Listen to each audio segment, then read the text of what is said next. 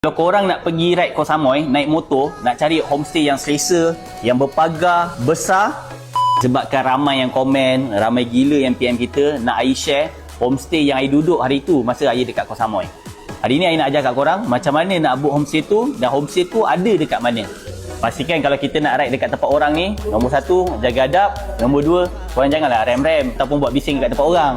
So, untuk homestay ataupun villa yang Ai duduk ni, dia tak berapa jauh pun dengan Chaweng Beach. Okay? Sebab dia lebih kurang dalam 10 minit ke 5 minit macam tu je kalau kita nak ke sana. So, kalau korang nak book homestay ni, korang ada dua apps yang korang boleh book. Okay? Yang pertama, Agoda. Yang kedua, dengan Airbnb. Tapi nak lebih mudah, korang boleh book daripada Agoda. Kenapa Agoda? Kalau korang nak tahu, untuk homestay ni sebenarnya dia ada 3 biji rumah. Okay, so mungkin kalau korang ramai, korang boleh book terus 3 biji rumah terus. Untuk homestay yang Ai ambil hari tu, harga rate satu malam 350, termasuk dengan tax dan sebagainya. So kalau korang yang nak book tu, itu bergantung pada hari lah. Ada hari harga dia lain-lain.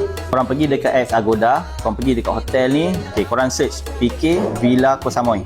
Okay, untuk date Ai random lah. Okay, jadi korang tekan search. Ini adalah rumah dia.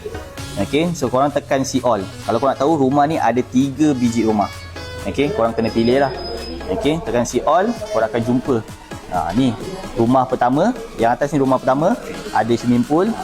Okay, yang ni rumah kedua. Okay, yang ini rumah ketiga. Untuk pengetahuan korang, okay, ketiga-tiga rumah ni korang tak perlu risau. Sebab apa? Dia sebelah-sebelah saja. 3 biji rumah ni, rumah dia sebelah-sebelah. And then rumah ni semua berpagar. Okay, so kalau korang nak ada swimming pool, boleh ambil yang ini. Okay, so dekat sini korang boleh tengok, dia ada maksimum. Macam rumah yang Ai duduk hari tu, Ai pilih yang ini. Yang ini Ai pilih. So maksimum dia 6 orang. So boleh duduk dalam 10 orang. So pandai-pandai korang lah. Okay, andai kata kalau korang lebih ramai daripada 10 orang, korang kena book lah 2 rumah ke ataupun sebagainya. Okay, cuma rumah Ai hari tu dia memang tak ada swimming pool lah. Kalau korang nak swimming pool, ambil yang ini. Dia kecil je, tak adalah besar sangat.